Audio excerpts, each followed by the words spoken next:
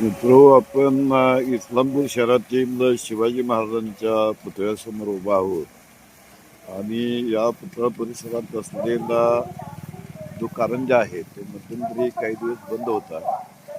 आज हा कारंजा नव्यानं कार्यान्वित इस्लामपूर नगरपालिकेने केलेला आहे.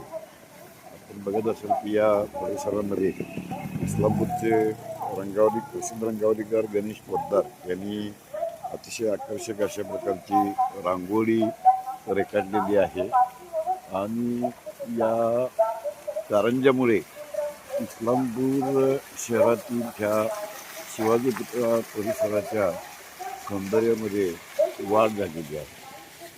आपण बघताय हा परिसर इस्लामपूर शहराच्या मध्यवर्ती भागामध्ये हा परिसर आहे.